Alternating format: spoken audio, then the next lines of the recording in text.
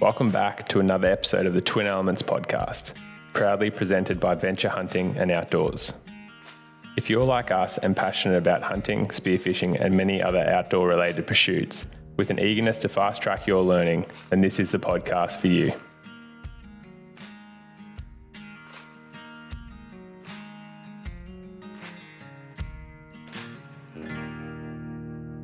What is happening, legends? Welcome back to another episode of the Twin Elements podcast. Today it is Ayden and I. We are doing a town run here in Montana. We're about 9 days in and we stink like crap. We've pretty much run out of food, ice, and we've had to come into town, fuel, resupply. Had a feed at a diner that was lovely, and now we're just heading back out. But we just want to catch you guys up on the last couple of days. Had a little bit more success, had some really cool encounters, and we just want to share with you some more of the intricate details of this US trip that Ayden and I are loving. So kick back, relax. It's only going to be a quick one as we're not that far from camp, and we'll dive into the last couple of days of hunting. Venture Hunting and Outdoors is Australia's premier hunting retailer. Venture started from a team of passionate hunters with the mission to give Australian hunters the resource they deserve. Through community events, top quality gear, exclusive deals, and expert guidance, Venture is more than a hunting store. It's a community. Check out their incredible mega store in Brisbane today, or head to their website to shop all things hunting and outdoors. So coming off the high of Ayden's success, we didn't get home till about 2:30 in the morning, as you had heard in the last podcast. And I'm not going to lie, I pretty much fell asleep at the end of it. I was so cooked. But what we did, we woke up the next morning at 4:30, our usual time, to go back and check on these cows to see if they'd brought another bull in. The area that we're hunting, contrary to what you've probably seen on Instagram, that I've shared, doesn't actually have a lot of elk. Like, it's mainly a antelope area, with elk only just recently being moved in, and so it's quite competitive for these elk. And having known where they are, we wanted to quickly go back there and check. So coming off 2 hours sleep, we went back to our usual vantage point, and found some elk. We found a couple of smaller herds of cow, groups of cows, only like 6 to 8 cows with some smaller bulls. Didn't find anything, and the main sort of herd of 20 or so cows we couldn't relocate. But at least there was some elk in that area, which could pay dividends in the days to come. For me, we went back to camp, had a couple hours of a nap. I napped. Ayden sort of just did things in chores in camp. And we headed out that afternoon to go and chase some antelope, and had some pretty cool encounters, but nothing to report home about. Weren't able to capitalise there, but still plenty of fun. Yeah, I think after obviously the ultimate high, taking that bull elk, it quickly became apparent over the last probably 4 or 5 days now, of just how I guess difficult it was. What we'd achieved was so difficult. Like, turning up a mature bull elk now has been super difficult, and that's probably what we've focused most of our time and attention to, is first thing being on an area that's likely going to have elk, or has good country for elk at least. Like, we've been checking Onyx a lot, looking where, like, elk are a big animal. They've obviously got to feed, have a big nutritional demand, being such big animals. And then they've also got to have enough cover that you can hide, 10, 20, 30 animals that are potentially the size of, a small horse. So that's been our challenge, and we've been seeing elk nearly every little hunt. We've seen elk, but it's just, finding that actual, mature herd bull that's becoming quite difficult. And James can talk to here. We actually had a really good hunt on what we'd call a young 6x6. He's like a borderline shooter for us. We'd pretty much been hunting antelope all that day. And then as we were about to do a stalk on another young antelope buck, heard a bugle and basically like flip sides of the ridges, and we're hunting elk. And that's just so cool as to where we are. Like, we're hunting elk 1 minute, and then you see an antelope the next, or you see a deer or something like that the next, and it's just been a really fun hunt. And you never sort of know what's around that next corner. Well, you do for about 5 miles, but then you get into a different basin and it's completely different, which has been a really fun version of hunting. Yeah, and even just with those deep draws, like things come up and out so quickly, and things, like Ayden said, change so fast. Like, you know, there's been so many times that we're hunting an antelope is sort of our base species, I guess, or you're hunting a deer, and then all of a sudden you see some elk or you see some antelope, and it's just flipping back and forth. And like, you know, that is the whole reason why we're here in this area, because we can chase all the 3 target species that we're got tags for. But on this particular hunt, like Ayden said, we jump back over the ridge, and here's this bull, very much on the edge of a shooter. Not a giant, but you know, for a first bull, for a lot of people would be like very happy to take. I'm very aware from the experience of the friends that have sort of given us this intel on this location that, you know, there may not be another bull in the area of Ayden's size, just because the herd's so new, and they cover such a huge, vast distance, as we've come to learn. Because since then we've seen, tens, you know, like mobs of 10 cows here, 10 cows there, but there's just not very many bulls. Like, and all the ones we've seen are sort of young, rag-horny, sort of smaller, younger bulls. So I sort of said to Ayden, like, look, I know he's not a giant, but I'd happily take this bull, and snuck into this fella, and pretty much said to Ayden, like I said, I really want to make sure the video is like awesome. I don't want to like long bomb this thing. I want to make sure that, you know, like it's going to be like a good 20 or 30 meter shot. And yes, he's bugling, carrying on with cows. He actually had another satellite came in, which was great. A bit of a distraction for Ayden and I, like the awareness of an elk compared to deer and then antelope is like a 2 out of 10. So we're pretty much like half kneeling, like walking through the sage on a very exposed hill, and that's like enough for the elk. Whereas for an antelope or muley, like we would have been picked out 30 times over. But yeah, was able to get in there. And the closest he came, like I was doing cow calls, and bugling, and the closest he came past was about 50 meters, which if he was a giant, like definitely would have been like confident at that range, but just, didn't want to take that shot on a smaller bull. So we got some absolutely awesome footage of like the whole encounter. Like he's sitting there once again, like smashing up a fence and raking sage, and the cows are on the hill and you hear them chirping, and it was just like a really, really cool encounter, to be 1 second, you know, about to go and chase an antelope, and then you hear a bugle and run over the hill and get on this herd of elk, which end up being the cows that we've sort of been looking for. But sadly the replacement of Ayden's bull was a little bit immature, or not as big as his, but not to say not a brilliant trophy in his own right. So we basically put those cows and bull elk to bed and decided to go and check out a new area. And with that, again, keeping elk at the forefront, just we figure wherever we see elk, there should be deer. Like the elk need that habitat requirement. And whilst the deer sort of want their own little niches and things, a lot of that gnarlier elk country with the thickets and that will definitely have mule deer and in some instances or capacity whitetail.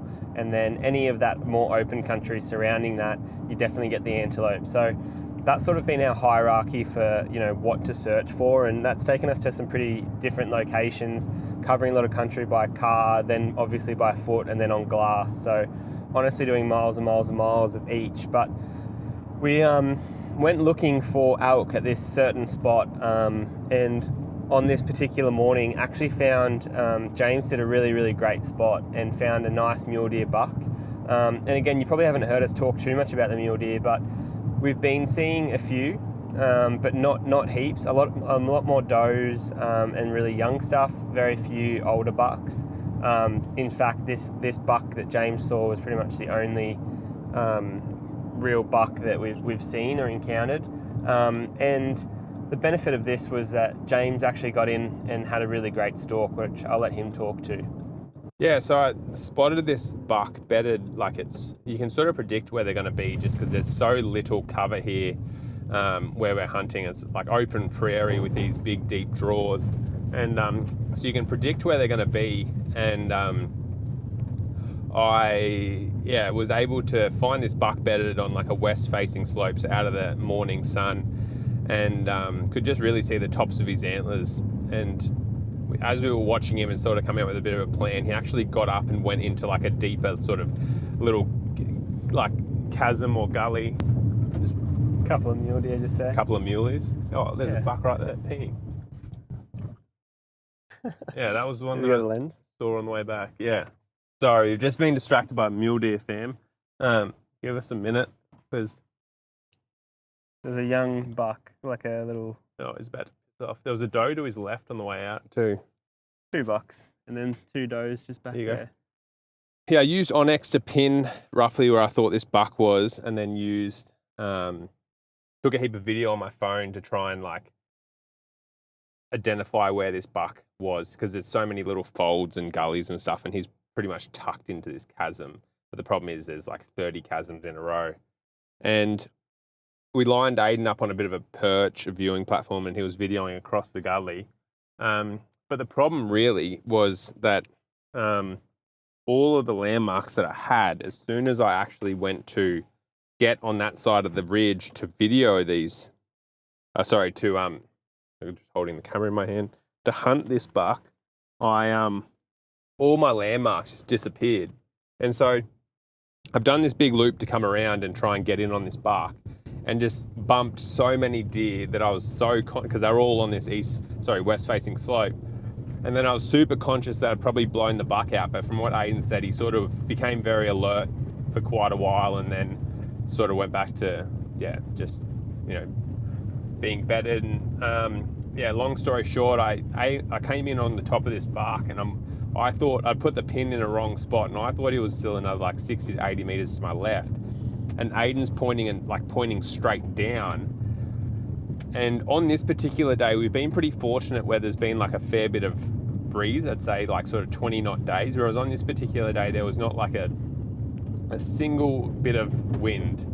And I was stalking down the ridge, and I'd only move when the wind would blow. And when I say blow, like the most gentle breeze you'd ever heard. And anyway, I'd take a step, and there was just this like 5 to 8 minute period where there was no wind. So I was just caught standing there. And in that moment, I think not the therm was necessarily, but my wind just sort of drifted down or whatever, and he's just got a bit of whiff, and he's busted out of there, because all I could see was the top like 2 inches of his antler on this little bed in this sort of gully or chasm, and he was only 25 meters away. So a bit disappointing there, because he was a really, really good buck, and probably one of the few good mature bucks that we've seen. But I just think like with the opportunity, there's not really much I would do different. Like my big learnings was probably trying to identify actually lower down, like don't try and identify the folds, try and video lower down in the gully to identify or find like a really prominent, I know it's hard, but a really prominent landmark or feature, even across the gully that you're like originally viewing them from, so you can line yourself up. Like I was fortunate enough to have Ayden, but it still made it really difficult to try and like find where this buck was, especially when there's just like little chasm after chasm after chasm. So disappointing end to the stalk, but it was good to get a bit of practice in, and hopefully we can sort of replicate it, but with a different ending in the days to weeks to come.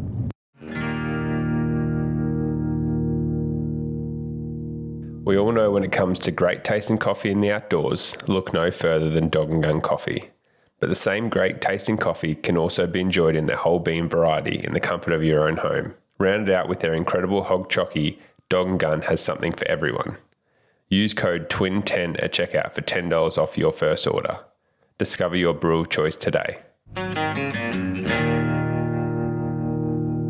So now for a bit of fun. We were out hunting antelope, and we'd gone for a big walk that morning, had the encounter with the muleys, and generally what we do now is we come back, have lunch, and then we go for antelope sort of in the afternoon, because we've identified that the afternoons are a bit quieter.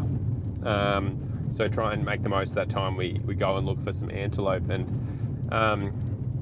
on this particular day, we'd sort of gone to a completely different area just because we were a bit conscious that the antelope that we were hunting sort of closer to camp may have been getting a bit decoy shy and a bit of pressure from getting hunted and getting essentially busting us day after day after day. And so what we decided to do was go and venture out into another area, and we were actually scouting a spot for the next morning, looking where we were going to park the car for this elk spot, and we saw this small little herd of antelope with 4 does and 1 buck. And comparatively to the ones that we see around camp, and when I say around camp, like within 10 miles of camp, or 15 k's of camp, like the ones around camp, when they see you, they see the car, they will run when you're like 2 to 3 k's away. They'll just start sprinting on the other side of the ridge. Whereas these ones, we drove past them about 500 meters and they just stayed in the same spot, or they sort of ran up on the ridge and then stopped. And we're like, holy shit, okay. So we stopped the car about 1 kilometer away, and like with such good vision, just made sure they were out of sight. Had lunch for about 20 minutes and then actually went back in on these antelope. And we found this buck bedded down in a gully with his does. And anyway, we're like, okay, we put Ayden a little bit behind, and I crested this ridge probably about 250 meters from this buck and these does. And I've flashed him with the decoy, and he started walking up towards me. And I was like, oh, this is perfect. And I've got a little bit of sage cover, so I'm like, this is awesome. Anyway, so I've set the decoy up, and I've drove it into the ground as hard as I could, but the ground's quite hard here. And it was all good for about 10 seconds until this decoy is bloody flopped over. So then I've quickly rushed forward and like stood it up, but then obviously you're like, yeah, they can see, like if they can see the decoy, they can see something underneath it, like fluffing around. And so I think what happened was ultimately they've sort of seen something they don't like, and they've got a bit, cautious, I guess, and they've gone to move off. And they went to move off between these 2 little ridges, and I just thought to myself, I've got nothing to lose here, like absolutely nothing. And looked at Ayden, I said, are you coming or are you going to stay there? And he just said, oh, I'll stay here. And I was like, okay. And so, I pretty much picked up the decoy, picked up my bow, and I've gone running off the ridge that I'm on to like lower my elevation so that they can't see us or see me. And I'm like, I'm going to pop up on that next ridge and they're going to be just down below me, and I'll flash them then and hopefully I can get a shot. Anyway, so, and this happened so fast, but I, came up over the ridge, flashed them, and in the moment of flashing them, I looked down and see this doe, 1 doe, and she was about 100 meters away. And I'm like, oh, they must be, and I've gone to push, I'm like, this is going to be perfect. I've gone to push the decoy into the ground. And in that like 3 seconds, I look up and here the buck is like 15 meters away from me. Like he's charged up the hill. Like these animals cover distance in like so fast. Like they're the second fastest animal after a cheetah on the planet. So this buck has come sprinting up the hill to this other buck, found me like half-assed hanging out the back of this antelope, about to push it in the ground. And so instead of me pushing the decoy into the ground, my bow was about 2 meters behind me. So I'm using this decoy as a human shield, and I'm shuffling backwards to my bow, and this antelope's at like 15 meters, like not knowing whether to fight or run off or what the hell's going on and what the hell's that. And anyway, so then I pushed the decoy into the ground, turned around, grabbed my bow, and then he's like walked back towards the does, but then squared off. I've drawn back. He's only like 20 yards. And from Ayden's experience where, it's like seeing the antelope drop so much, I've held my 20 pin like right on the point of his shoulder because he was quartering on, and absolutely just pumped this antelope. Like it was such a cool hunt, such a cool like encounter, and just shot this antelope, broken the point of its elbow, it's gone fully through it, broken its femur. And this is like hats off to like pilot cuts and day 6 shaft, because it's like, the amount of like when we pretty much after butchering this antelope got like we wasted half the meat, sadly, just because of the devastation of the pilot cut. Like, it ruined the front leg and ruined half of the back leg. Like, we had to trim so much away, which was a bit disappointing there, but obviously that's what the arrow and broadhead combo is designed to do, like cause mass damage. But yeah, and I mean, also, I guess hats off to the Hoyt, like, to get full on a quartering on shot on an animal that's probably the size of a fallow buck, I'd say, to break the elbow joint, full body pass through, and then break the femur into like 6 bits, and then be hanging out by the back by like the Fletchers is like, huge hats off, and like filled me with a lot of confidence going forward in that combination for hunting, because that was actually the first animal I shot with my new Hoyt RX9. And yeah, it is, I mean, it's a 30-inch draw, 610 grain arrow out of a 80-pound bow, so it's thumping pretty hard and pretty quick, but it absolutely devastated this antelope, and he's run down the hill and gone and passed away. And it was just such a cool hunt, because it just, like, as in typical antelope fashion, it happened so fast. And yeah, for it to be over like that, I just can't believe it. Still, such a cool hunt. Honestly, from watching it from like the other side of the ridge or up on the hill and videoing it, the only way I can explain it, and doesn't even do it justice, like, again, it was almost comedic, but the way that buck ran in so quickly was like he was on a mission. And then when he got there and sort of saw James, and James was like moving backwards, and then the buck would move sideways and go around and try and like almost get to the other side of the buck, and then James would like turn the decoy. And the only way I can explain it, probably not going to make sense to you, but like watching it from afar, it was like, imagine like a cooking pot and having, like, you know, James and this antelope are like oil and water. They're not meant to mix, they're not meant to be there, but they're both found their way on the same ridge on this pot, in this pot.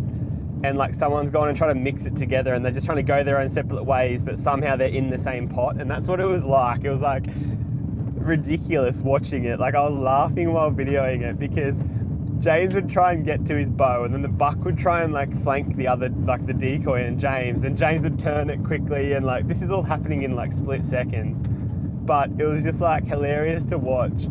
And then I finally saw James get the bow and come back to full draw, and it was kind of like, oh, holy shit, this is actually going to happen. Like, that was just either the dumbest, most fueled, aggressive antelope buck, or just like James had the best circumstances and did an awesome job of obviously making it work. But it was just so funny to watch. And then to see the buck virtually drop on the spot, I thought the shot might have been high or something, or he pumped him through the scapula, but after seeing the devastation and the blood trail and stuff, and that buck didn't really go far.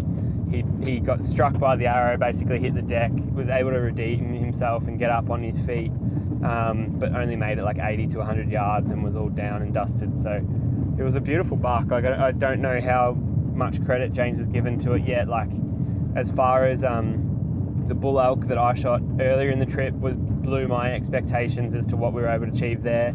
And then this buck is very much the same sort of thing. Like, we're not experts on size or anything like that, but as far as like seeing him in the flesh, hands-on experience, like, he's an absolutely beautiful buck. And like, we can talk a little bit about their horns. Like, they're incredible. They're one of those species that actually shed their horns, which is a bit bizarre. But also, like, just little attributes about these critters. Like, their hair is so like light and wiry, but it's also like very bristly.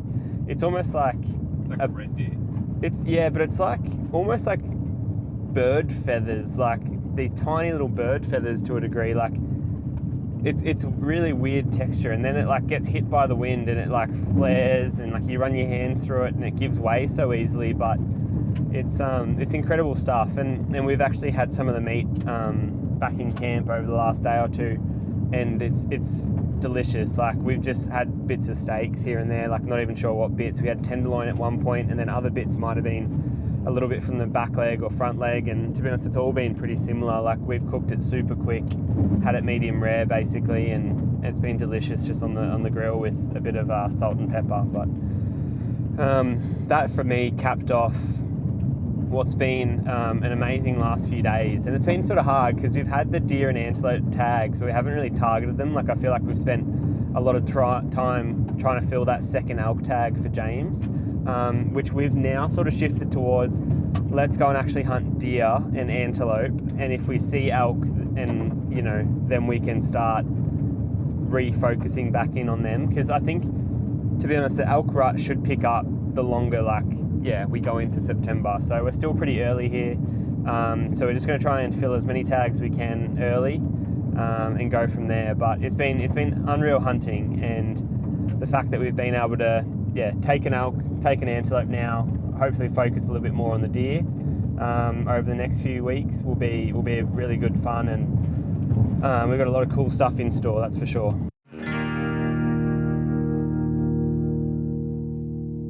Option Archery makes specialist hunting gear. I'll never not be able to use equivalizer again. They're truly one of my favourite bits of kit. It combines a stabiliser and equivalizer to increase the functionality of my hunting strategy. It enables me to put my bow on my shoulders, which enables me to glass more when I'm out in the field. Shop both equivalizers and their option sight range today by heading to the website. Oh yeah, there's some amazing footage. I think we're up to about part 5 now in the film series that we're going to launch. I don't know how many parts there's going to be, but there's obviously a few critters hitting the deck. We've filled 2 of the 6 tags now. But yeah, also just some really, really cool footage and live wildlife encounters and stuff. There's a lot of stuff that we haven't shot that has just been really cool to video. It's such interesting country, really interesting animals, and the hunting's been exquisite. So hopefully we can keep capitalising. But looking forward to the next couple of days. We're about to head out once again and try and actually get Ayden an antelope. We've had some pretty close encounters using the decoy with him. So hopefully we can just get it to come together this afternoon and get him one on the ground. You'll hopefully hear that in the next podcast. But otherwise, just trying to focus on the deeper draws where sort of the deer and elk hang out, and do a bit of we're scouting for elk but hunting for deer, which is nice. And hopefully, get a few of these bigger bucks or maybe a whitetail in sight, and Ayden can maybe fill one of those tags. And then our biggest thing is sort of being who takes the bow, and we're both very much selfless and happy to video, but it's more of a strategic decision. Is James has now got a deer and elk tag left. I've got a deer and pronghorn tag. So the hard thing is, it's we focus a lot on, James, you take the bow, because if we see an elk, they're the hardest to get. But then we weren't seeing elk, but we're kind of, seeing a lot of pronghorn, and it's just. But we weren't seeing bulls. Yeah, no shooters. So it's just one of those things where, as we probably go along and start filling more and more tags, it is going to be there's a nice buck, but we're tagged out. That's a shame. Or there's a, hopefully good elk, but I've got the bow because we're hunting deer or something. It's we'll have to go back to camp, get the bow, and try and find that elk again. So these are some little challenges that are probably more specific to us just because we're trying to film and bow hunt, but it's part of the challenge and something that we're really loving doing and recording and filming. But it has been a massive 10 days now I think we're at, which is hence why we had a little bit of a sleep in this morning, did a run back to town, and we're just heading back to camp now with full groceries, full of fuel, heaps of block ice, which has been a massive saviour for us. Getting the block ice has just meant we can stay out here rather than having to come back into town every 3 or 4 days or whatever it may last. It's been lasting a lot longer, so that's hopefully going to be our last real big shop for the rest of the trip, and then we're probably going to go to dehydrated meals and just purely eat that to really get the most out of the trip. But I think that pretty much wraps up this episode of the podcast. Again, another semi-live hunt, or this is a live hunt, but by the time you guys hear it, it'll be semi-live. So we hope you're enjoying these, formats of the podcast where we're sort of talking to you live in the field. Again, hopefully the noise of the car driving on these dirt roads isn't too much or too overwhelming.